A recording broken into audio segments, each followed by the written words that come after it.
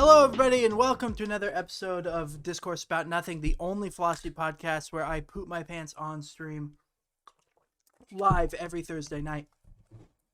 I didn't really have a new idea, but Zach had the idea of pissing me off. My friend Zach's here with me, and he just constantly sends me videos and little things that make me angry. And then I tell him why he's a bad person for sending them to me or being interested in them at all. And so he thought it would be great if we made some videos commenting on things he could find that might piss me off on the internet. And what is our subject today? What are we talking about? Very loosely, AI art and AI in general, and things related to technology, and very loosely, that's it. The future. The future. So the general theme of what these little short episodes that we want to try doing was just to have Zach mostly find a bunch of videos on TikTok and YouTube that might send me into a fit of rage and have something philosophical to say about them, and then watch them as we record and then comment on them as we go and see if it causes a conversation. I suspect that there will not be anything very interesting to say. You will just see me get disappointed and depressed, and Zach will have something to say, but nothing really intellectually sound, because I think you're underselling how intellectual this is going to be. I don't have any optimism that what we're doing is in any way intellectually non-trivial. The first video is going to turn people's philosophicalness on its head. And already we have failed. Let's take a look at these videos and see how mad I get. So the first one Zach sent me is just titled VR Kid on TikTok. I don't know who J-Man Curly is. Hashtag.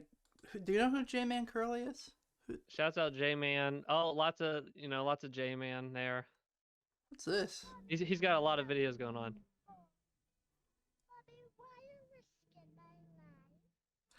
You know, that just gets me into the topic of abortion and being pro-life. And, maybe we should just do another one. Well, I thought it was about AI. Okay.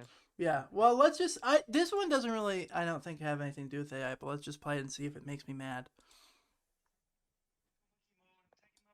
This is what you perceive in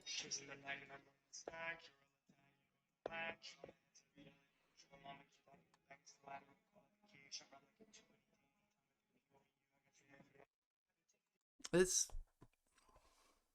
So, do you have any thoughts on that? No. I have literally nothing to say, and the kid's got an iPad on his head, so... And he's having fun with VR. Yeah, I have no real issue with that. That's not really... I don't know. I think it's kind of cute. I think there's another video that kind of... It's almost the sequel to that I think is in that same... We'll just wait. We'll hold our full thoughts, but that's kind of like the appetizer. Because I think there's more to talk about with the other... Maybe it's this one. I think it might be this one. Let's see. Yeah, it's this one. Here it is. Always in his own world. He really quiet for real unless he know you. Funny as hell though, but if he know you type shit, you know what I'm saying? Like he just... Yeah, this one really just... Does that make you mad? Like what? Yeah, it does make me angry. I don't have anything profound to say about it, but it just makes me mad that everything we give to our children is just encouraging them to have zero attention span or capabilities of thinking for more than 1 second. Like, the kid can't even enjoy playing Minecraft. He's grinding in Minecraft and flicking through TikTok. He's not even watching the TikTok videos. It's what are you supposed to do as an educator or anyone trying to teach children? Yeah, there's no way. They have no attention spans, even worse than when we were kids. So I don't know, but that's not a philosophical comment. I'm deeply, like, as much as it makes me like laugh and worried and just concerned, my immediate thing when I see like younger kids with technology, even that VR thing and the kid with the iPad stuck to his head, whatever, I have to always check myself 24/7 to not be that old man yelling like, "Oh, back in our day, like we never had that, and our generation was the best."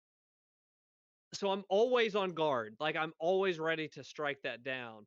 However, with that like defense there, when I see stuff like this, I do say it's different because I feel like every generation was like, "Oh, newspapers or like radio. Okay, radio is like and the kids are just addicted to this and that's all it now TV, they're they sit too close to television, they're going to run their eyesight. They're like addicted. Now video games. All that stuff had a um a time where it would end. Meaning when I got my Game Boy, oh, I was glued to that thing for like an hour at most. You know what I mean? Like Mm-hmm. I would get sick of that game or I get sick of whatever and I would be bored. I'd be going like, "Mom, can we leave the store?" I'd be like obnoxious. Like it could only last me for a little bit. Whereas like what this kid is on is it never ends. It's like a dopamine like if all this information and media and games and whatever are like faucets, I feel like our generation had a cutoff. Like it didn't. It was either magazines. I had game magazines I enjoyed. I had information back then and enjoying like magazines I had subscribed to. But now you can get infinite information and like that's crazy for an adult. But like seeing this, it's like we have destroyed these children. Like we have absolutely obliterated their reward systems and like you said, their attention spans. Like it's over. Yeah, I guess the thing that I could tie this into philosophy with that I've been thinking about, and I'm gonna put one or two videos out soon explaining what virtue ethics is and classical and ancient ways of conceiving of morality as opposed to our post enlightenment ways of thinking about morality.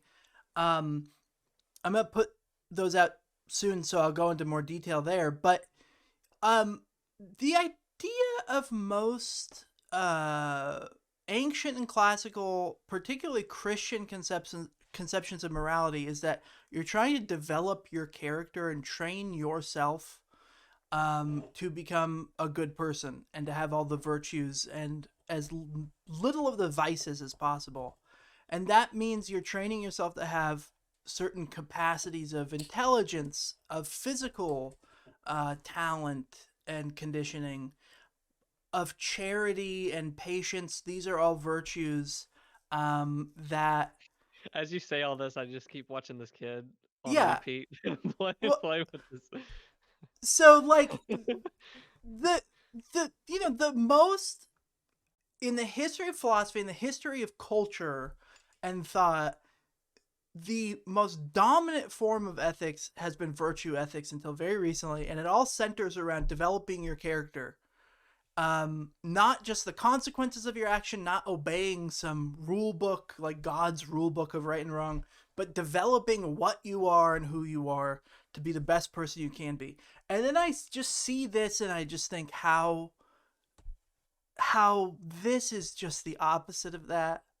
How the opposite of all the ideals of every philosopher and every theorist, of everyone who's pursued and strove towards some ideal. Like I just see this kid and like in a sense this is worse than like genocide in in a very exaggerated sense, because at least in genocide there's not this sort of moral apathy, there's real hatred. This is just this like pure hedonistic, like animalistic, I just want to click the image and see it move. I click, I move. It's not even, there's no real goals other than just to take in as much stimulus as possible and be like, yes, content streaming directly into my veins. And parents letting their kids do this, as it looks like he has a McChicken wrapper next to him, by the way, I just noticed that.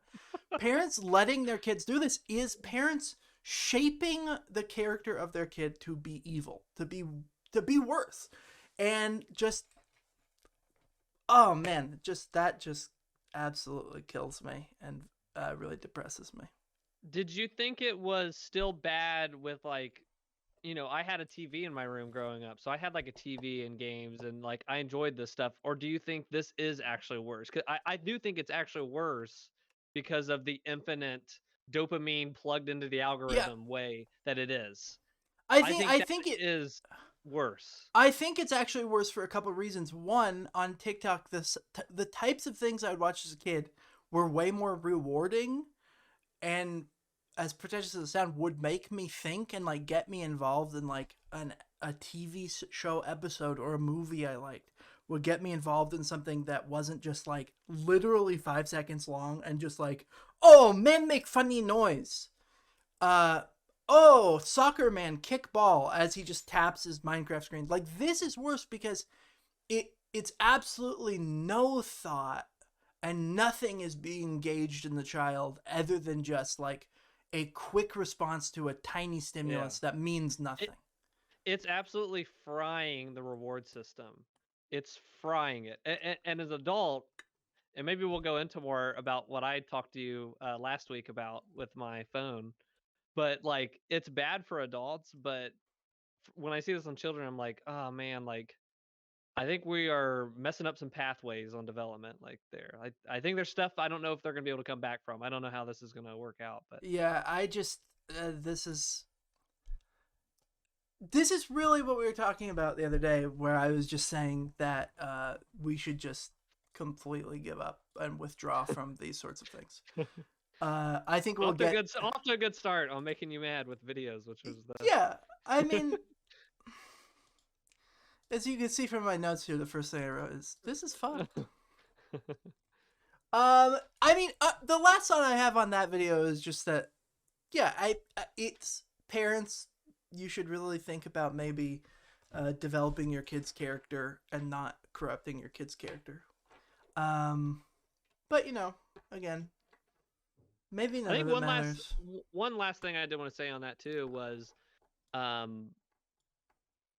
when you have that constant like dopamine rush and you're scrolling and stuff, you don't have time to think and ponder about the day that you had or the week that you had or people you've experienced. And when you are constantly doing that, you are shielding yourself from the emotions of like what you're dealing with, maybe pains that you're like dealing with. Because I've done it before. I'm saying all this out of experience. But for a kid, that's why I'm saying I'm even more scared for the child, because like I'm fricked up when I'm like going like on this train of dopamine and on these, scrolling and all this stuff. But it's not giving you a chance to be bored, which sucked as a kid. Oh my gosh, I hated it so much. So as an adult, that's why it's like, oh, like it's very rewarding to me to keep this dopamine train going. But Yeah. when I was bored, it gave me time to like ponder things and have plans for the future and reflect on what happened to me that day, or reflect and go, I could do this better, or I really hurt that person's feelings. You know what I mean? And all that stuff is blocked out. You have like isolated yourself when you're scrolling and doing 18, Minecraft goals while you're doing that. So yeah, I mean, that's the last thing I was saying. There is something, I don't know. See, I have a hard time having fun and doing a video like this because I just start thinking about like all of the references I could pull and like, oh wait, I need to cite that. I need to remember exactly what chapter this is from of this book. But essentially, look, the consensus of, and because what I focus most on in ethics is Christian ethics, the consensus of all of the Christian authors on moral development that I've ever read is that you need to limit the distractions you have in life. You need to limit the concerns of the body and divest yourself of simple lower level pleasures and to pursue higher pleasures. And that takes sometimes moments of mental quiet where you're not just isolated from other people and things, but that you aren't having a constant avalanche of thoughts. You can direct your mind in a very clear path towards a particular idea and follow that where it leads without constantly having your attention broken by 5 billion other things. And when I see a kid like that, it's just like, that kid will never achieve that. Unless they really or work. He has a huge uphill battle to get there. He has huge uphill battle. So he'll probably never achieve it, and if he does, he will have to work extremely hard to do it. And the problem with that ultimately is that, and I've been reading Saint Isaac of Nineveh, who's like a 7th century monk, and this is really unanimous in Christian tradition. From the very beginning, this is unanimous in Christian tradition, but Saint Isaac really gives it a good voice, is, look, the soul as it ascends to God and gets to know and experience God and grow towards God, the soul has to be able to focus and withdraw itself from the material world in the way I was just describing. And as you go deeper towards God and you grow towards God, your soul is getting more and more focused on God. And to do that, you have to be able to withdraw from the cares of the body.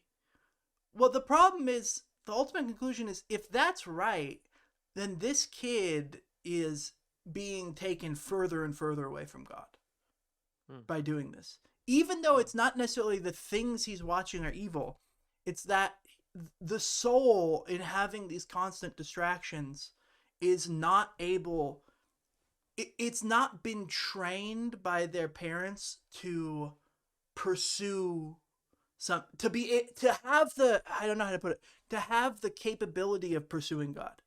Because in order to be capable to pursue God, according to the Christian mystical tradition, it's not a matter of just, studying and finding the right things and believing the right things. It's being able to put yourself in a different frame of mind and meditate on and contemplate the divine and the world through God. And that does take study, which takes incredible focus, but it also takes this act of, clear-sightedness, a clarity of vision where you strip away bodily concerns and can see the world for what it really is, for how God sees it. And then that's how you ultimately get to God. And if anything like that is right, then this kid is unintentionally being taken further from God. Yes. And, I mean, that's it. Again, if anything like that is right, it is very disturbing how widespread in our culture this is, right? Yeah. Yeah, it scares me. Very much scares me. I don't even have the attention span I used to. Me neither. Me neither. I'm fricked as well. So as much as we're talking about this kid, I'm fricked. Yeah, like it really feels like an uphill battle constantly, even more than it used to be able to focus. And but I have a fully developed brain and the kid does not. Yeah. So I am fricked with a fully developed brain. That kid has not gone through, these things, wiring the brain like as a child and going through, you're going through development and puberty and all that stuff going on, and all this other stuff being thrown at you is like, oh my gosh. It's like the last boss in Elden Ring when you're on freaking level 4 of it. Yeah. How are you ever going to do it? Yeah. Good luck. Extremely depressing. Now let's look at this charlatan. This will cheer us up. Luckily. And this will cheer us up, yeah.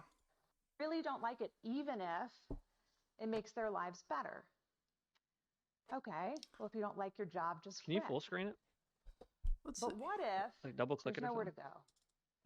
What if everywhere has ubiquitous monitoring? In fact, during the pandemic, what we found was that 80% of companies admitted that they use at least some forms of so-called bossware technology to monitor the productivity of their employees. Bossware. Whether it's a white-collar employee monitoring what's on their screen, or in any other context, surveillance is part of our everyday lives. Surveillance for productivity is part of what has become the norm in the workplace. And maybe with good reason. 9 out of 10 employees waste time during the workday. Okay, I have nothing very profound to say other than just I really don't like this lady. And immediately when somebody starts talking about like taking the side of a boss or you wanting to help an employer, I just think you should regard that with absolute suspicion.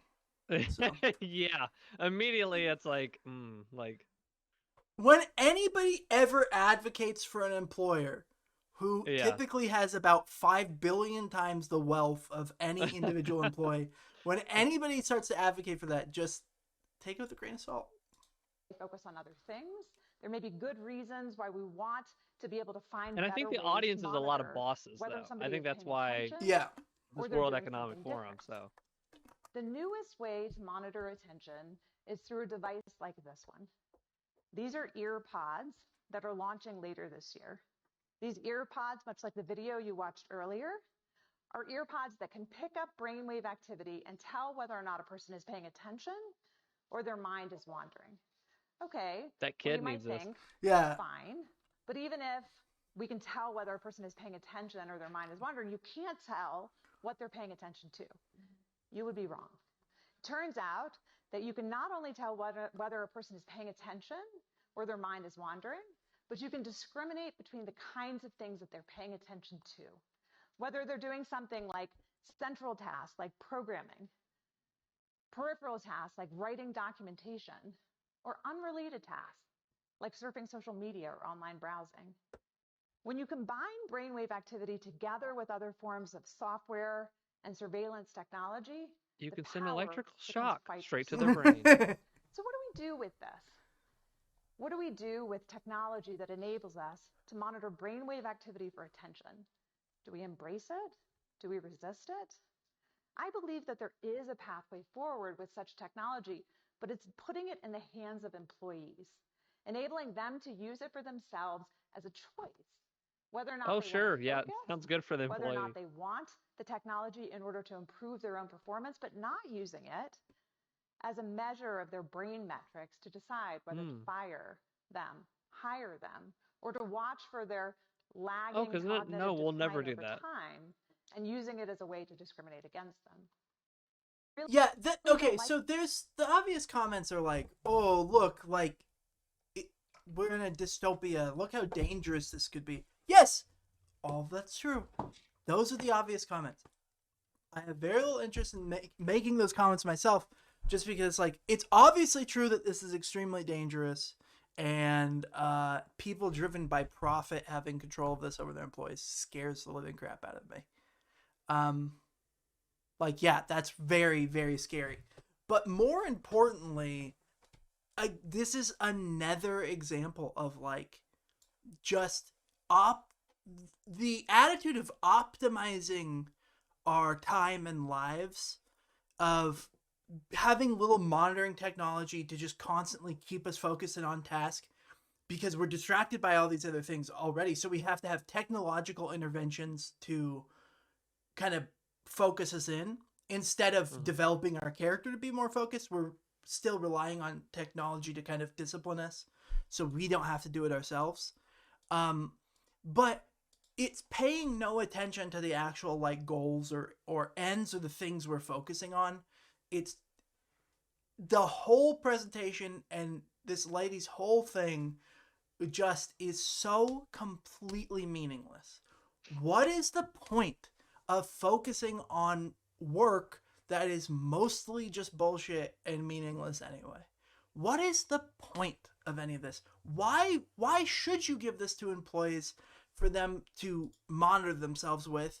Because most of the jobs that we do now are just completely meaningless anyway, and no one pays attention to them because nobody cares about them, because you shouldn't care about them.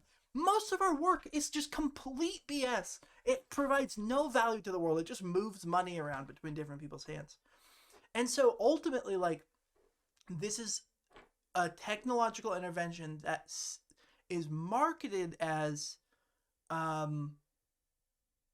increasing productivity and increasing your focus, but with no actual thought given to what you're focusing on. What being productive actually means. Like, what are the goals of production that you should have?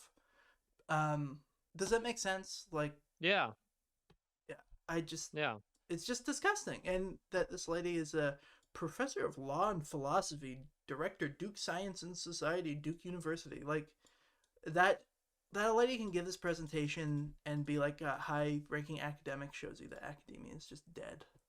I just think when I watch this, it's like, the one thing I'd say is, like, did you think you'd grow up to be a Disney villain, like the Disney villain assistant? Like, was that your aspiration? Because if you take 2 seconds and watch this clip back, it's like, and you know what? Maybe, you know what? I'm always a sucker for giving people the benefit of the doubt. Maybe that they did not think this all the way through or how this would come across. I doubt it. But give them the benefit of the doubt. Like, did you not think that this could be used? Oh yeah, we're not, this for the employee. The employee is going, if they so choose. And in a world where 8 billion things of data is like right now people have on me and all these companies have on me and my, you know, likes and dislikes and whatever, this will 1,000,000,000% be used in the workplace to fire and hire and, you know what I mean? Like to track people how they're doing. But going what you're saying, like most work is useless. Um, I used to work in software development, and it is crazy that we just have the system of work of 8 hours or the standardized like here's whatever.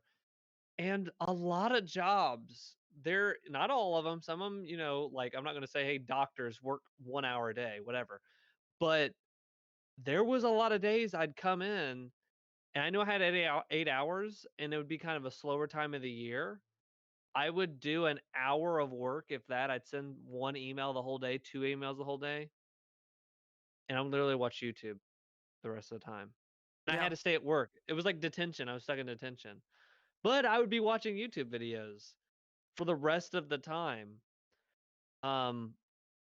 So this just meant if I would have had the ear pods in when all this was going on, I would look like a terrible, terrible person. But I would get the work done that was in front of me and then be stuck twiddling my thumbs.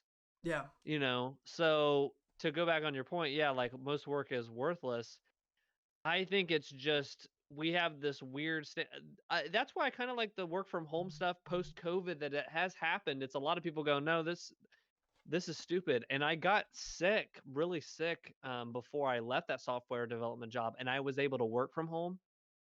This was back in like 2016, and I remember going, like working from home and then quitting that job soon after I moved on from that job, but thinking like I was able to get my work done and then like chill the rest of the day or do chores, do stuff like errands I had to do. And it's like I didn't have to drive, 30 plus minutes there and back and waste all that time and gas and energy. Why did we do this? You know what I mean? Like, so then once COVID happened, it's like everybody got to see, like, not all jobs need to be the same level of standardized work hours and focus and attention. It's weird. Yeah. And again, that's just, it's not thinking about the goals that work is actually going towards. It's just like a standardized form of you work this many hours a day and this is just the norm, but it's not even thinking about the actual time or money it requires to complete your work.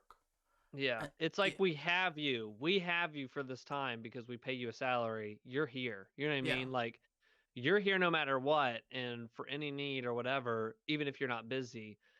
I think that also goes, and this we could trail into a million different conversations from here. I think part of it when I was working that job and kind of seeing, my first full-time job like that, I was like, I think this is baked into the system to like when I would come home, I would be mentally dead. Even if like I had that slower day, like go in there and then drive home and had to get up early to get ready for work, all this involved, I was mentally drained. For someone that's like has aspirations and dreams to do other things, I was there going, how in the world with people with kids do this? You know what I mean? Like, yeah, if you wanted to move on from this to, to do other things, you're mentally drained. It took everything out of me to do other things outside of out of work. It took everything out of me. So I think it's maybe baked into the system to where you don't leave and you're like caught in this hamster wheel of your allegiance is to the company. Your allegiance is into making the profits come into the CEOs and the shareholders, and the system has to continue. Yeah. The one time it stopped during COVID and all this stuff came to a halt, it was like, oh, this is extremely bad. Like we got to peek behind the curtain. It's like this, you have to keep consuming or we all die. was, you know what I mean? That was kind of the, okay, you know. But. Yeah, no, I mean, again, like, if people are going to ever be able to understand anything about their lives, about their place in history, understand the world, much less like understand God or anything that's not just immediately right in front of you that is obvious through experience, like that takes a level of study and of meditation and contemplative thought that takes time and energy. And to be able to progress intellectually and morally is absolutely contradictory to working all day, right? Yes. People that work all day, even if they're not doing labor-intensive stuff, they just like, they don't have the time or the freedom to be able to grow in the ways I've been talking about. Like, and it's even worse if they're not actually producing anything worthwhile. It's just, work just becomes another distraction. That's why, I'm convinced that we should all do our best not to have debt and to live as minimally as possible with as little overhead as possible so we can maximize our freedom. Not so we could just like sit around and play video games, but so we can use that freedom to do other things. To be a producer of things, to help others, to, you know, to have the mental bandwidth to produce art, to produce, you know, time with others and memories and all this stuff. It's like, yeah, when I'd come home from that job and when I was trying to build something at that time or do videos or do whatever, it took double the energy. It took everything. It felt like a giant weight was on my back to do what I normally got to do in college and high school and all this other stuff. Yeah. It just was I get why people are just these constant, you know, couch potatoes when they come home. I don't blame them. I think that the world and capitalism and all this stuff is pushing so hard on people that they get in these rhythms and all this stuff. And I don't like laugh at them. I go like, frick, like that's hard. Like it's hard to knock yourself out of that. You know what I mean? I think to the point of that, like, you need almost like I think a lot of wake up calls come from that when, and this may be a whole conversation, but like it almost takes a run-in with death or a sickness or an illness or a friend dying or something happening with death to like wake you. I hate this terminology, but to wake you out of the matrix, to not be cliche, but to wake you out of that and like, what am I doing? You know what I mean? Like, right. I gave this company 14 years and then this person died and they didn't want to give me like PTO to go to their funeral. So, you know what I mean? Like something like that, or like a personal thing in their life that wakes them, like not even the company's doing something towards them. Cause like I had like some health run-ins and I was already whatever, but like that like shook the crap out of me. And I, you know, that's when I was leaving soon after, but it was like, boy, I could be here for 30 years comfortably, you know what I mean? And just be in the cycle of comfortable living and always striving for the next thing or buying, like you said, purchasing things or whatever else. And but yeah, that's, you know, I've talked about this for a long time and I understand better now, but like the command of Jesus to sell what you have and give to the poor is on the one hand a command, a literal command, not just a figurative one, to take care of other people. But at the same time, it is a command to take care of yourself, because selling what you have and giving it to the poor and essentially detaching yourself from material concerns liberates your own soul, liberates your own happiness and being from the world of, you know, money, material possession, those sorts of things. It detaches your happiness and flourishing from material possession and concerns, so that, you know, living an aesthetic life, living a life of self-denial is not actually living a life of self-denial. And that's why in the New Testament, it seems paradoxical when, oh, the first shall be last, the last shall be first. Woe to you who are rich, right? The poor and downtrodden will inherit the earth, those sorts of things. Whoever loves his life shall lose it, and whoever hates his life for my sake will find it. Those appear to be paradoxes only because we don't understand that your freedom and happiness and growth towards a meaningful life are being dragged down and hampered by your material concerns, by not only your material possessions, but even your hobbies that aren't necessarily bad, but that take up your time and serve as one more distraction, right? The relationships you have with other people, including employers, the things you spend your time on and do, they can all be dragging you down. Even if they're pleasurable and fun, they can ultimately be distractions that unintentionally drag you down. So that you're not able to grow to your full potential and actually have that freedom. So that, if you, quote unquote, hate your own life, you'll find it. If you detach yourself from the concerns of this life and of this body, you're ultimately more free and more able to be fulfilled in the higher pleasures, in a life of contemplation.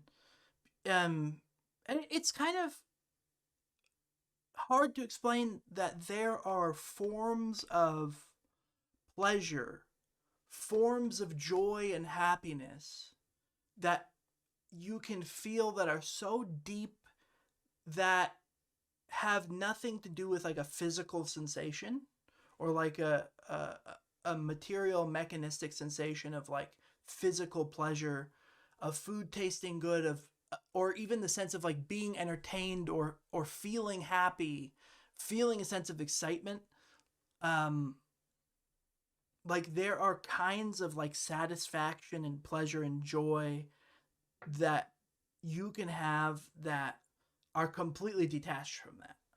So that if you learn how to have those types of positive experiences that don't rely on money or material objects that require money, you've ultimately liberated yourself from those concerns, and you can now have tons of happiness and pleasurable experiences, but they're just of a different kind, right? And yeah, I don't know. Thinking about these types of things, that these little technological interventions that, oh, they keep me focused in on my work, but my work is just like working at Amazon or something. Like, I mean, that literally to me sounds like hell. Yeah. I would rather be poor and homeless than have to have a life like that. Yeah. I'd rather die. Let's go to that. That's kind of like thoughts on like just virtue ethics in general, and distractions and pursuing goods that require focusing and maybe like a more quiet life. Let's shift over to like these videos that we have about like AI art, which is a little bit different. Today, Runway is excited to introduce... Oh, shut up. This one, I feel like I could get this more full screen because this one's a classic. How do I zoom out in OBS to be able to do this? No. Here we go. Zoom in on this bad boy.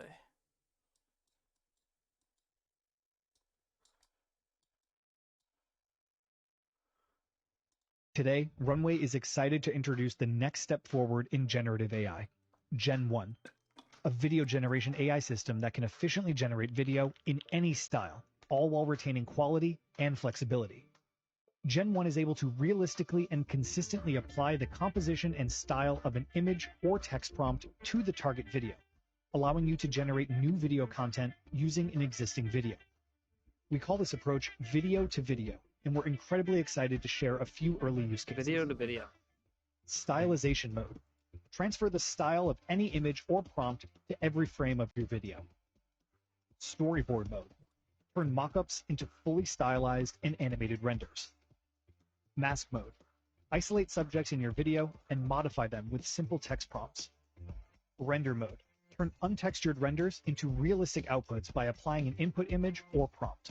In customization mode, unleash the full power of Gen 1 by customizing the model for even higher fidelity results. Gen 1 represents a pivotal step forward in generative AI, one that brings us... Okay, I think this is really cool. Yeah. I think this is awesome technology. Yeah. But, like, what really just strikes me as if, like, everything else we've been talking about is how this, again, can be used as a tool of, like, distraction. But in particular, like, this is the ultimate dream of, like, the consumerist. Is, you now have at your fingertips essentially a program that, without any labor, you can generate whatever you want to watch or see in a pretty short amount of time. And I mean, if this got more powerful to where you could render like an entire television episode or something, or film something really crappy and then have it like put all these effects over, it could just be exploited to the point where, oh, you know, this subreddit says they want a show like this. Throw it up there, put it into the AI, spits it out, and they're like, this is great, this is the best thing I've ever seen. It's The Last of Us, but everybody is gender swapped, and they're all in a polycule. And the zombies are Kamala Harris and Biden instead of zombies or whatever. Yes, right? Exactly what Reddit wants. Which is what Reddit wants. That's what Reddit wants. Reddit gets it. Reddit wants it. Reddit gets it. You have a thought, you have a desire that occurs to you, just a flash of a desire that ordinarily would pass away, right? Say it's like, I want to see a banana man chase a chicken. That just pops in my head as a weird intrusive thought. I can just actualize that in a second. Of course, I'm keeping it clean and PG, but obviously the application of that would be like something like porn. You want to see this actress get naked? Boom, there you go. And it already kind of exists with deep fakes. But it's just the ultimate, like, any little trivial, fickle desire that you ordinarily would not be able to achieve, you will now be able to quickly achieve through AI. And it really, that again is just another distraction that really scares me.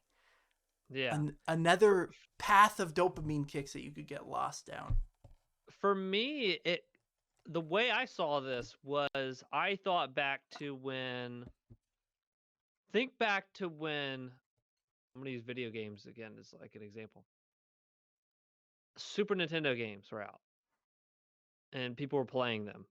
But if like a kid wanted to do that, the unbelievable uphill battle they would have to make a game back then, you know what I mean? Like, we didn't have internet. How do you even get a game engine? How do you put that on a cart? Oh, you have to, publishers, you have to make it like, the uphill battle is unbelievable. So it exists on paper and in the kid's mind, they cannot do it. Fast forward, a little bit. Oh, there's game engines, there's indie game engines, and now you just download it for free off a website, and then you can, oh my gosh, I can actually make a game now. I can make a 2D game. Cool. A little bit further, Unity, Unreal, and all this stuff allows people to make 3D games. Oh shoot, I can make 3D games, whereas I was kind of gate kept from, locked away from being able to do that. Where you had to have more capital and knowledge base to do that. Now it's to the masses, and now they can make 3D games. Cool. I get the same feeling when I see this. I think it lets people, we're like on a stepladder of progress, and we're standing on the shoulders of giants. Like, I'm able to get on Unity and just sit here with potato chips and do stuff that, like, 30 years ago people would be slamming their head against the wall in shock that I was able to do. Yeah. And I'm just kind of nonchalantly downloading Unity and have all these texture packs and sounds I can add to my video game, all this stuff. And I look at this, and this stuff people could have done 10 years ago. They could have done this, but the labor and the intensive time to do it would take a lot of time but now we can do it faster, which I think this is very exciting because instead of spending 30 hours animating this little guy do this, I can now do it instantly and I can get, something out faster. I can make an ideal faster, or a video game or a TV show, like you were saying, like faster. You can get that from your head to people, witnessing your art or something way faster. And I'm excited because I think that's just going to be really crazy. Because if you think back, let's even go back to like Toy Story. Seeing that in theaters, oh my gosh, crazy. Now someone could like animate that and do that in a college class. You know what I mean? Yeah. So the envelope is, pressed forward. It's like now Pixar, what's Pixar doing versus a college student? Whoa, like the level of detail and, the micro detail and all the stuff that's in their movies. It's just everything is like evolving forward, and we're getting to see and witness new things. And like I even look at that Spider-Verse movie that came out, and I loved that art style and the stuff they were able to do. Like, I don't know, you just get to push the envelope and get to see more exciting things. And yeah, it's exciting in the sense that this will make it easier to make really cool, valuable stuff. Yeah. The issue is that, like with anything else, once you put tools to do things in the hands of the average person, the more bad stuff will be there. And eventually, I mean, the internet is already essentially inundated with mostly bad stuff, with mostly crap, not just in the realm of art, but with everything. So it's like, yes, I'm excited to myself be able to use stuff like this and see what I can make later, but I have like filters of what I will put out. I'm very selective, but most people aren't. Like, one of my favorite things to do when I'm in when I'm in a good mood and I want to go get into a bad mood is to go on the subreddit, like r photo critique or photography critique, and look at all these people's photos that they post wanting feedback, and just going, these are all terrible, and feeling really annoyed and better than everybody. Like, these are all bad, and then I look at the comments and everybody's saying they're great. And it's just because I'm right and they're wrong. And I'm not saying that even sarcastically, but the average person just does not have taste. Like, they don't have taste. They don't have training. They don't put real thought into anything. It's okay. Yeah, I see what you're saying. Yeah. And so you think this will allow for faster repetition of crap? Yes, exactly. Propagated on the internet. Yeah, okay, crap will just multiply. I mean, just again, should vlogs exist? Should we have vlogs? Well, now everybody has a vlog since every cell phone has a camera on it. It's like, I don't. Is it worth it?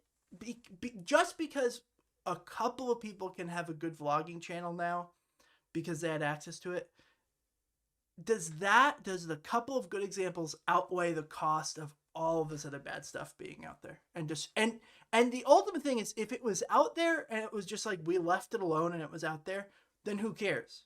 Mm-hmm. But ultimately, when we end up being forced through different algorithms to engage with all this crap and to sift through it, and on the one hand, it's a massive distraction, again, which gets you away from being able to, pursue higher things. On the other hand, it suppresses good stuff.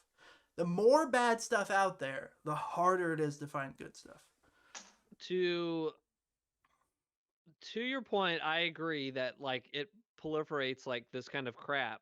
But I will give an example where I think people push back against some of this copy pasted art or copy pasted quick like vlogs. Let's just use vlogs or let's use podcasts for example, because that's what I was going to talk about.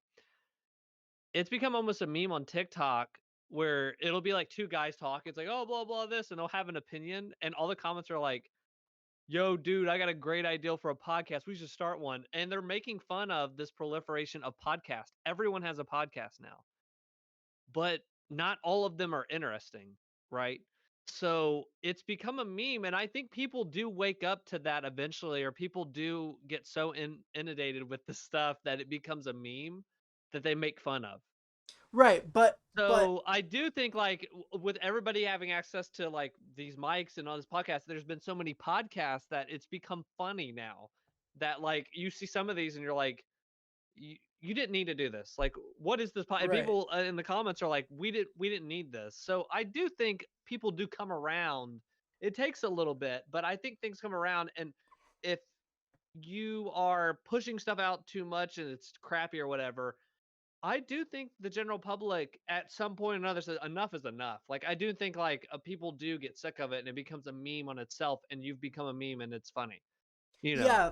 So, but the problem is that doesn't overcome the problem of on a societal level, anybody who wants to, or anybody coming to a place, a realization that there are higher things and being able to discover higher things. I'm not just talking about like, contemplating the divine or something like that, but even just higher forms of art.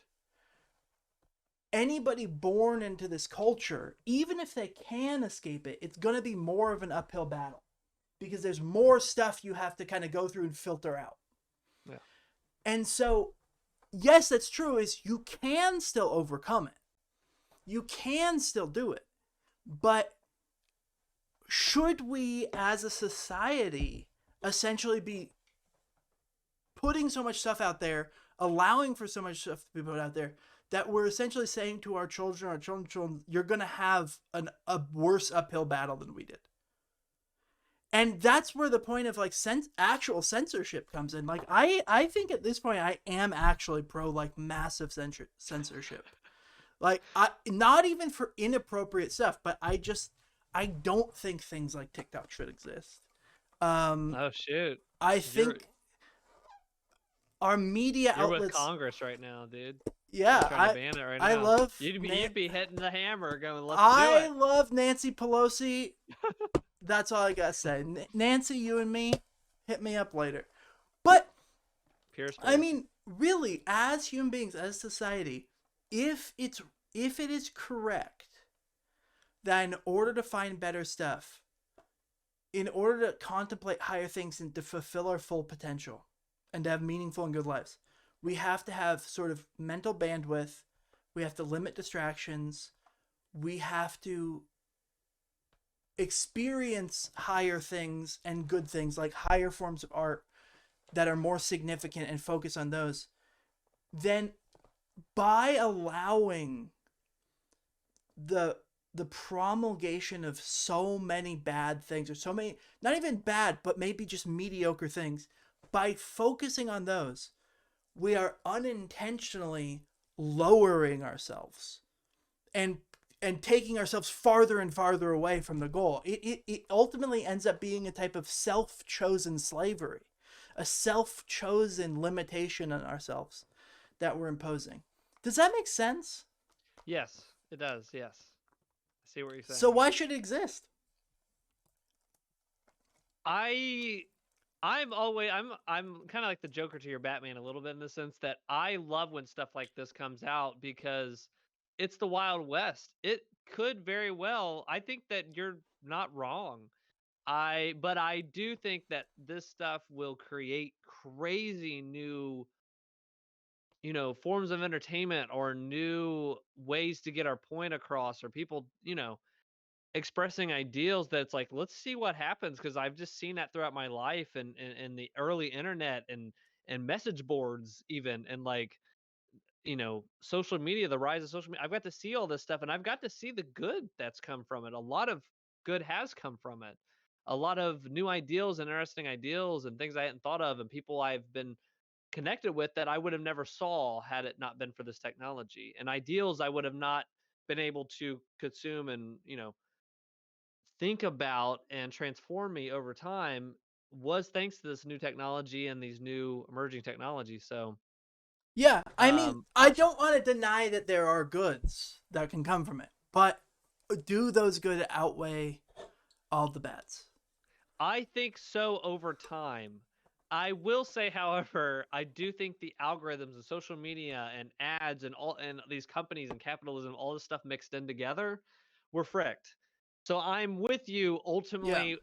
at the finish line and everything, said and done, yeah, I think we're fricked. So I do agree with you. But yeah, when I guess see that's this, the thing, is that the people who have the power to guide this technology and where these things go and what you see, that's a big part of the problem. If it was just all completely organic, I would still have a problem. Like if it was all just, TikTok's not owned by any company that's making a profit or something. It's just people vomiting up all their shit. And like, I would still have a problem, but I would not be like, we need to destroy it. But that it's driven by a profit incentive, and since profit is parasitic on people buying your product in some way. Whatever that product is, even if it's just clicking something on an ad, it's still buying a product in a sense of your click is the cost and they get something from it, right? yes. But being able to encourage people to buy your product requires playing into some of their desires. And playing into their desires, the easiest way to do that is to play into their simplest desires, like we were talking about earlier, like just click, just scroll, dopamine hit.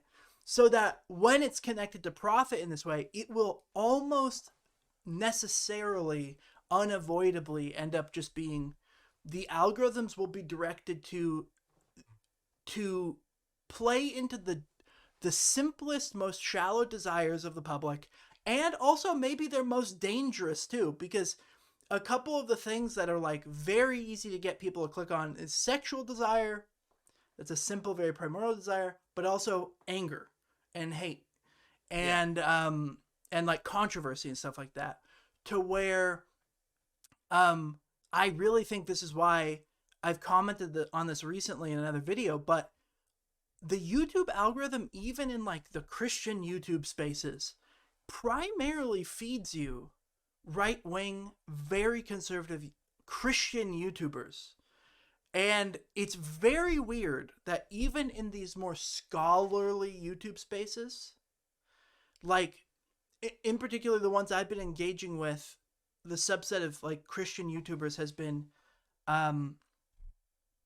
like actual people with like graduate or even doctoral degrees in church history or theology, and that are actually pastors and theologians and stuff. There are a ton of them I know about that make videos that are of my political and ethical persuasion, of more progressive and left-leaning. But the ones that get popular are all consistently right-wing. Even if that's not what they talk about, that is kind of the moral framework they're coming from. And it's really weird that even in something like philosophy YouTube, the big ones are all right-wing. Even if that's not the subject of the channel. It's bizarre to me. And I'm not exactly sure why, but I think it has something to do with playing into like what sells, what the algorithm looks for is what sells, and what sells will be kind of like a reactionary sort of thing, if that makes sense. It's either going to be sex, and that's why you have, Twitch streamers showing their cleavage. That's one end. Or it's going to be reactionary takes, and so it's going to be right-wing. So that's what concerns me most. If we could get rid of that by maybe nationalizing and taking out any profit incentives for social media, then I would be less worried. I think that is the number one issue, whereas like, because we look at like, well, Uncle Jack went down the conspiracy theory rabbit hole and like he just read all this stuff and now he's here. But like, if that's the stuff that Uncle Jack is clicking on, and the anger and the hatred, like you were saying, or feeding into biases and stuff, if I'm a person that has to put food on the table and I'm a YouTuber, I'm probably going to keep putting that out so I can feed my kids and keep the standard of living that my kids and my wife, my husband, whatever, can enjoy. So that's going to keep happening because I get a treat when I do this. Right. And when I don't get a treat, why should I do that? Even if deep down in my heart and soul, I would like to make a video about that or talk more that way, that isn't what sells. And that is the most disgusting part of the algorithms is like, Yeah. you're not even, there's no soul here. You're like a robot spitting out not even art, I think, if you're just copy pasting these ideals or, oh, I've got to talk about this, blah, blah, blah. It's like, you really, if you sat down with that person, it's like, would you want to do that? It's like, oh, no, like this is what I most enjoy doing on the channel, but that gets like 2 clicks. Yeah. So they do one of those videos a month, and it's like, that's such a bummer. I've heard like interviews and stuff, and we've talked about it before. It's like, I've seen people talk about that online. It's like, that sucks. That's really sad. I don't want to be caught in that position of like, you're kind of chained to capitalism. You're chained to this like cycle of clicking ads and what sells and Yeah, yeah. And I think it's not just like a conspiracy of the algorithm where this is even intentional. I think that necessarily what sells the best in any given context, in any culture, universally, will be what appeals to the simplest and kind of most primordial emotions and desires that people have. And I think the primordial lowest level desires that people have, the simplest to fulfill, are things like sex and anger and owning somebody, like in a debate, or owning the libs, things like that, tribalism. Yeah. So that I think in any, I'm just gonna say, in any free market society that's actually a free market, the invisible hand of the market will actually guide the culture into the can, because the invisible hand of the market is guided by the animalistic lowest part of ourselves and our society. Yeah. Just universally. And that's why I'm not like a free market type person. I do think that on the level of government, like you have, like, I wouldn't say I want to be an authoritarian, but like, if what I just said is true, then the only way to really preserve a society from just declining is to have leadership that, through the structures of the society, promotes higher pleasures and higher things and discourages lower pleasures. But I mean, that does start to get into a paternalistic conception of government, which most Americans are not comfortable with. So yeah, I would rather have a just emperor than a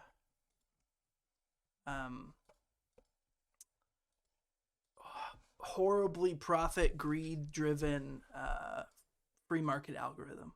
I guess is what I'm saying. Yeah. But on the positive side of AI, real quick, I just saw this video recently. Did I send this to you?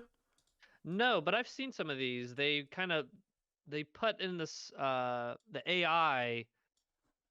They'll choose like a video game or something, and they'll do an 80s version of it. Yeah. So I have seen these. This is Resident Evil 2 as an 80s dark horror film. I haven't seen this. I haven't seen this. This video, that frame of the PlayStation, that's a sick picture. This is completely AI generated. Yeah, that's awesome. With just like a reference photo and description. That is amazing looking. Very genuinely beautiful. And I want to go through, this video is kind of long. Oh wait, no, it's only 2 minutes 37 seconds. That's like the Nemesis or whatever. Yeah. Even this, look at that AI generated herb for healing. Look at that. That looks genuinely good. Like, I would love to see a movie that looked like this. Yeah. And so this is kind of the cool part of AI, that it can generate things that are genuinely like artistically worthy. There's Claire Redfield looking beautiful as a real person, gotta say. This weird little stumpy unicorn. I don't know. I thought this video was really cool on the positive side of what it can do. You can tell it has analyzed that look, because that's why people, I think, are drawn to this subset of this AI thing that people keep plugging in, because it's like, oh gosh, like it has enough references for 80s movies that it's nailing it. You know what I mean? Like, and it's not just nailing it in a corny way. Like, some of these are genuinely really good looking photographs. Like, thinking in particular, oh, this picture's awesome. Yeah. But you know, this main hall photo that I've kind of expanded now, like, that's amazing looking. Yeah. That just really looks incredible to me, and so does this photo of a parking lot. Like, that's good. Like, if I saw a photography book or photographer's work that looked like this, I'd be very impressed. Yeah. But I guess what I wanted to say about this one, I actually posted this one because it's not something that upset me. You were like, can I have something that I enjoy? Yeah, I mean, basically. One thing that I've seen on the internet a lot and that people are very concerned about is like AI making art obsolete. And like, oh, it's making art. I'm just going to leave it on that because I like it. It's going to make art and artists obsolete because look, this AI can make beautiful stuff and without even having to pay an artist or whatever. And on the one hand, it is true that yeah, you don't necessarily have to spend money paying an artist to make stuff, and that's not necessarily good. But I've seen a lot of people worrying on a sort of existential level about this, because they're feeling like, what's the point of even making art if a machine can just do it for me? Yeah. What's the point of making a thing if I'm basically just redundant? I'm sure you've seen that too, right? Yeah. Yep. And I think that is really interesting to me that people have that reaction, because when the first person that expressed that to me did that in real life, it really shocked me when I first thought about that, because it was totally alien to my way of thinking about art. Because who cares about redundancy in art and in creating beautiful things? It's almost a hyper capitalistic way of thinking, because yeah, well, if the computers can do it, why should I ever make art? And I'm with you. My thinking, I never really I have been listening to other people's thoughts about it, because like this is very new. It's like, well, what do you feel that way? But if they came out with something tomorrow that's like, hey, somebody can make like a movie from beginning to end with all these images, this Resident Evil thing, I would still make short films, or I would still make yeah, videos, because that's right. what like sets my soul on fire as a human. If a computer can do it and put together all this stuff, that's cool. I'll watch it, or I'll whatever. But yeah, if I was coming from like a profit driven way, like we were talking about earlier or whatever, yeah, I'd probably be a little bit more like, what are we going to do? Like whatever, but I won't ever stop creating, because that's not like what sets my soul on fire. Right. You Yeah, know, exactly. like that's what sets my soul on fire, is the actual creation of the process and the creation of the art. Not that something could spit it out and fight me or whatever. It's not like I just watched a Kubrick movie, I'm never going to make a movie again, like, because Right. he exists and he made that, and it's like that doesn't matter to me. I'm not fighting against Kubrick. I'm not fighting against the AI. If you are profit driven, yeah, maybe that's Right. worrisome, and maybe you need to be worried. Yeah, you need to be starting your job resume back up.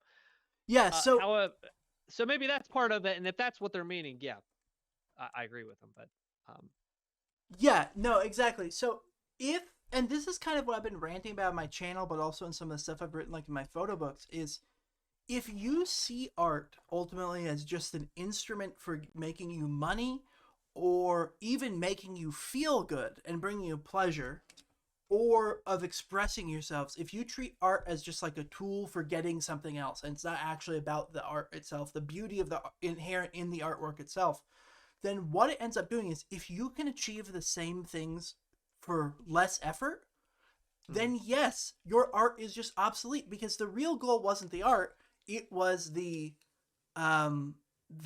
fame or the money or the positive emotions that you get from the art. But when you make art that you are actually passionate about the finished product itself, the finished project itself is the goal, then it's like, well, who cares? Okay, an AI can make a beautiful picture. This is genuinely an awesome picture. Yeah. But how does that invalidate that I can also create an awesome picture? And the picture itself is what matters. I'm not even going to say my enjoyment. I think the process of making art is a lot of times enjoyable for some people. Not normally for me. Especially with like music, I don't really enjoy making most of my art. It's very annoying and like painful.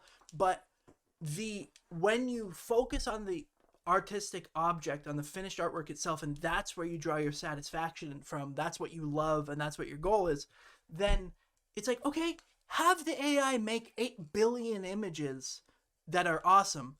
That's cool. The world has now 8 billion more beautiful images, and I'm also going to make them. I can't make them as fast, but I'm going to make them. So it's like, it's not like a competition in that sense. It's, why wouldn't we want to fill the world with as many good and beautiful works of art as possible? Yeah. Right? Yeah. And so redundancy, it just literally does not make sense on that framework, on that way of understanding art. It does not make sense to worry about redundancy. So that so many people are worried about it is a very strong indicator that the framework that our culture approaches art from as a whole is very instrumentalist in the way I was describing. Like, the average person worries about this stuff, and that reveals that they really think of art in an instrumental way. Does that make sense? Yes. Yeah. Yep, I'm with you. So, just interesting. But then that's also, hey, people often say that I'm pretentious. They often say that I have too strong of opinions about things. But if you see art like I do, makes you happier, right? Not just being the bummer or something. But, man, I love that picture of the sewer. Look at how awesome. good these look. Look at that. That's awesome. That's so good. Yeah. That's so cool. Dang. Pretty good zombie, too. Yeah. Transport train. Man, this makes me really actually want this to exist. Yeah. Any last thoughts on this one? That was really cool. Okay, and now the grand finale, the last video. The grand finale that we will focus on will also be the longest and the one that will absolutely send me into a psychic episode. Everyone's talking about using X, Y, and Z AI tools to make money online. Use Midjourney, then put yourself up on Fiverr, then sell the images at a markup. Yeah, there's definitely going to be no competition in doing that. There's not going to be millions of people doing that because it's the easiest thing in the world. I'm sorry, if you want to ride this AI wave, you're going to have to mix and match these tools and find your own unique style and your own unique voice. Okay, so I just stopping it right there already. What the hell?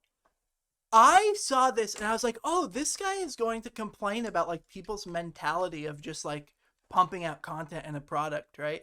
He's like, stop thinking in this way. And then he immediately actually just reverses it and is like, oh no, I'm going to show you how to do it even better, to make even more content.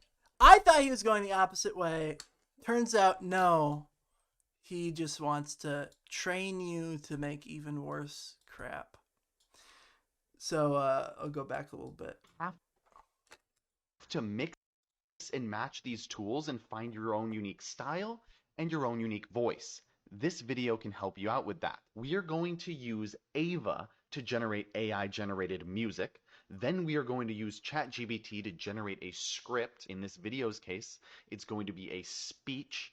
And then we're going to use Well Said Labs, which is the best AI voice generator on the market. Then we're going to add subtitles immediately using Premiere Pro. And then we're going to use Midjourney to generate the images. And then we're going to use all of those together to create one experience that will look something like this. My fellow warriors, today we stand at the threshold of greatness.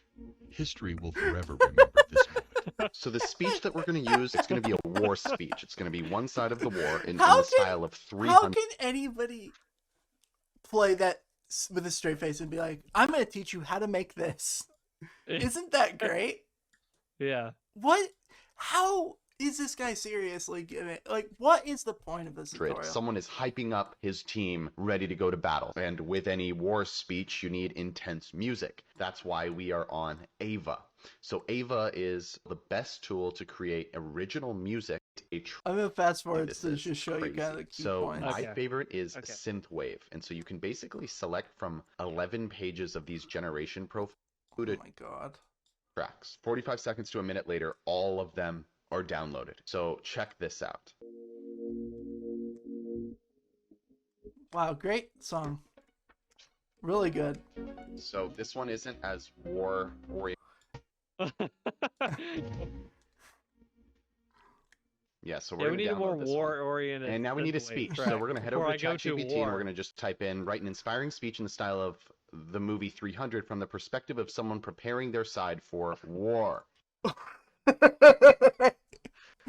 I hate everything. I hate everything. Okay, so here's the speech. Now we want to turn this into a very high quality AI voice. Best right now that I've found is called Well Said Labs. Literally pasted it. Let's first. Now I do appreciate the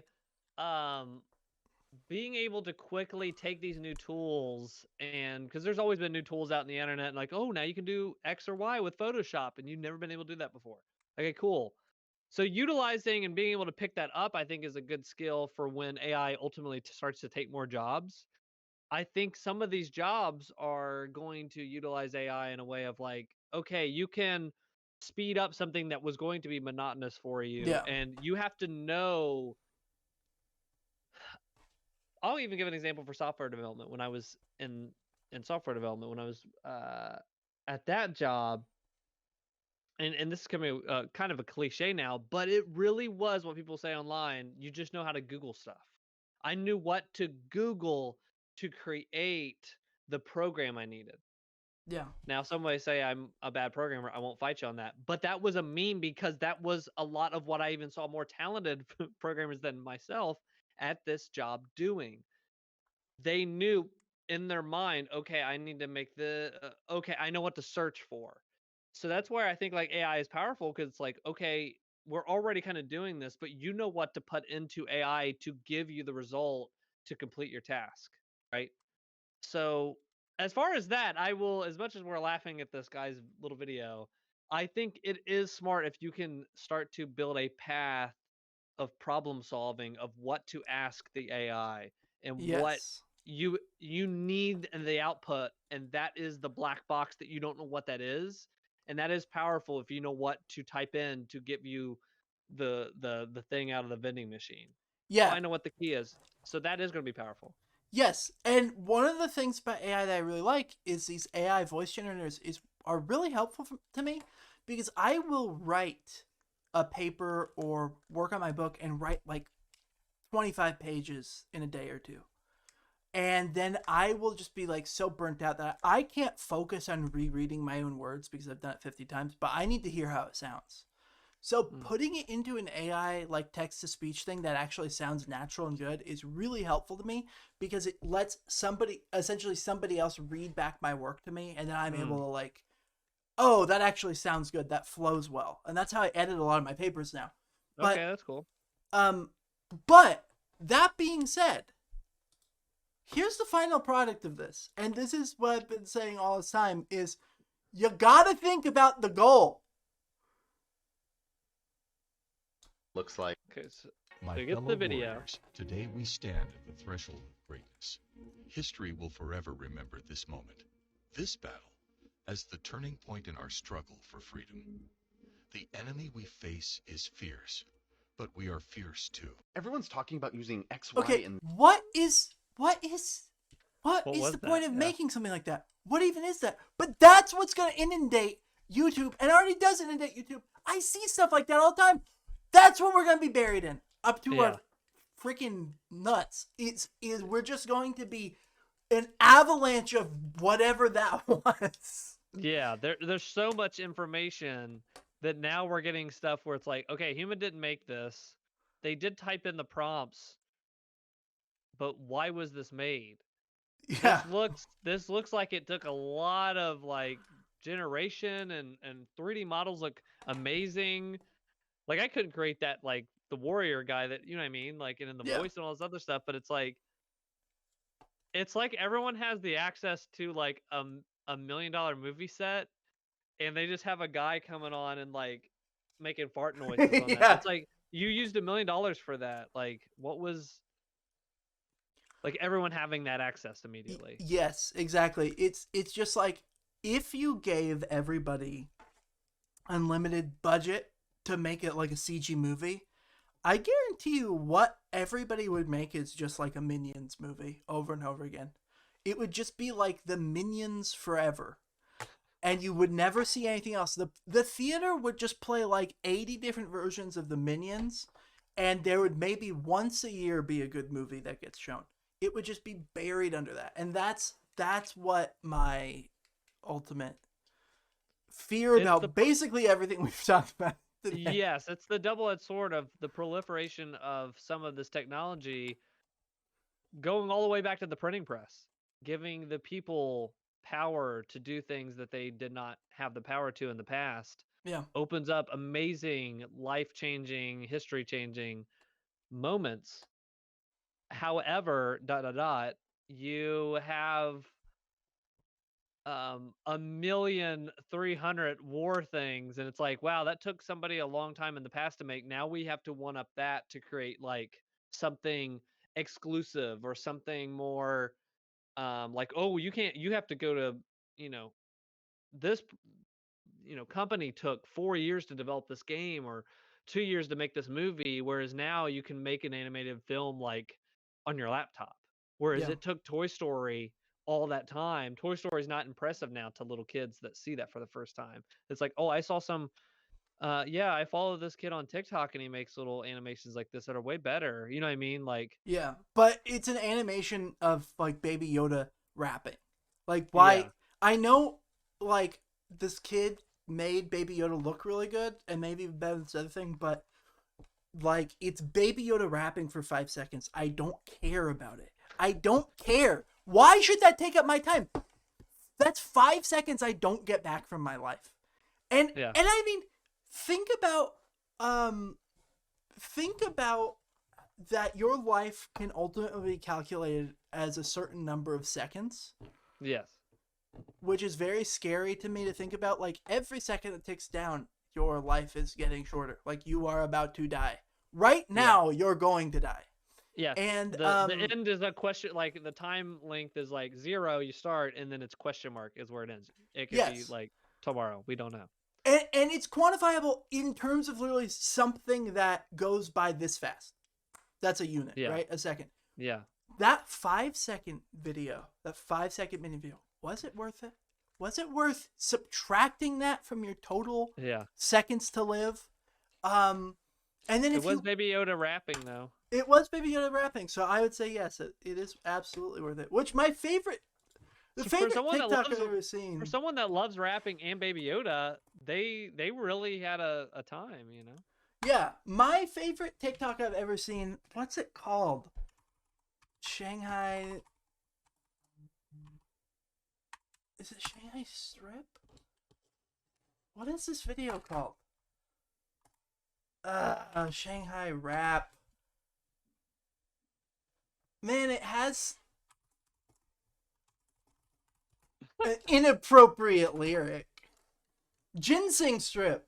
Oh, I love Young Lean. I love this rapper. Yeah, I think this is one of the funniest things I've ever seen. And this is, whenever I think of TikTok, this is the video I think. And whenever I am seriously talking about, like, people in our culture being distracted from God by being inundated with stuff, this is what I have in my head.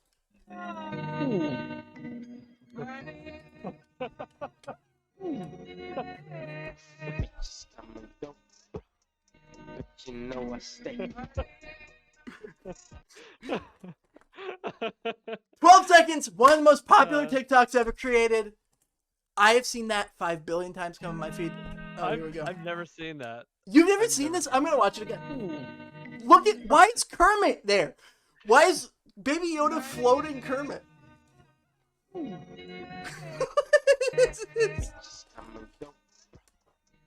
You know I stay. Okay, so I just that is what our future looks like. That is what is killing us. That is stripping our virtue from us. We are fighting an uphill battle because of things like this. Whenever I say something serious and pretentious like that, just also associate that with this image that you're seeing before your face. Yeah. That's awesome. Which I love. I love this video. I don't know Yeah. what it is, but by the way, no, this is only 12 seconds long. There's no context. It kind of reminds me of those videos. I don't know if you saw. People started finally talking about them. The videos that were suggested to kids, like on the YouTube Kids app, and it was all these weird Spider-Man and Elsa. Have you ever seen those? I have. And it was like, but it was all weird fetish stuff, kind of like it started bleeding into that, and that's what this reminds me of. It's like, not that it's a fetish or anything, but that it's like you were saying, like lowest common denominator, or lowest, like, oh, it's Baby Yoda rapping in Kermit, and it gets 8 billion views. You know what I mean? Like, I don't know what it is. It just, it's weird. I can't really. Don't know what's going on. I don't know what's going on other than just this has a series of very strong associations that people want to see. Like Baby Yoda is really popular, Kermit's popular, Mandalorian, Luke's back, R2, and then it's like a kind of a catchy song, so that it's literally just appealing to all these different like fun little bits in your mind and memory, and then it's just like, yeah, that's it. No, I spent like 50 hours rendering this. Yeah. On my computer for 12 seconds. And there you go.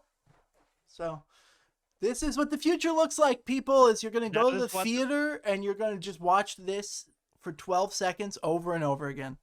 Yeah. And they're going to start letting you have your phone out at the movie theaters. Right. So you can watch it on your phone too. I'm going to watch it again. So you can have this rolling and you can go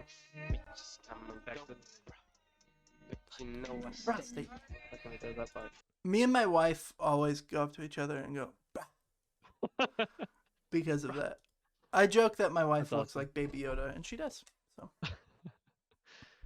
cool. Any other AI things going on? That's it. That's all the videos we put in here, right? Yep, that's it. We did it. Yeah. That's all the videos you thought would make me mad, and then the one I put in that I would enjoy. And I gotta say, I didn't get that mad. I got mad at the kid scrolling through TikTok the most of it. Really? And I want to euthanize that kid. Let's just put it that way. But okay, well, I hope everybody enjoyed this fun episode of Discourse About Nothing. What should we call it? Discourse About Nothing React? AI reacts. AI reacts. Artificial intelligence. I don't know. What? Ask ChatGPT what the title should be. Oh yeah, wait. What should and put the prompt in, like, what should our podcast about AI be called? What should the title of it be? And then just let it decide. You have to log in to use ChatGPT? You gotta log in. What? You haven't signed up yet? Why did that email just flash? That's not my email. Don't look at any of these! No! You have to edit it. I'm not gonna edit it. I'm just gonna put it up. Oh, okay. Do you want me to do it? I can do it, because I'm logged in. And people can't see my screen. I just logged in. Wait. Okay. I'm here. I don't want to put... Yeah, you just do it. You need a phone number? It's ridiculous. I'll just center this picture of Baby Yoda hugging the Mandalorian. Yeah, censor.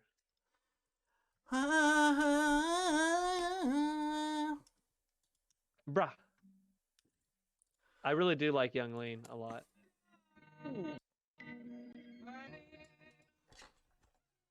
Okay, what the prompt should be, what should a podcast title be that is about AI? Here's some suggestions for a podcast title that is about AI. Artificial Intelligence Unplugged. The AI Mindset. AI Insights, the Future of Intelligence. AI Today. Brainwavez, Exploring AI. Okay, I like that one. Intelligent Machines. AI Revolution. AI Evolution. The AI Experience. You like Brainwavez, Exploring AI? That just sounds like a TED Talk. Yeah, it does. So this is perfect for you. Yeah, Brainwaves exploring AI is what this episode. Yeah, that's gonna be call this Discourse About Nothing episode whatever. Brainwaves about AI epic reaction.move. Yeah. So coming to a TikTok near you. Cool. Well, I hope everybody enjoyed this. We'll do more of these occasionally where we just kind of chill out and have fun. Hour and a half. Wow. The next one will shock you. The next one will shock you. We are going to play this video again. Make sure you like and subscribe to this video. Make sure you like this video. Make sure you look at this guy. Good night.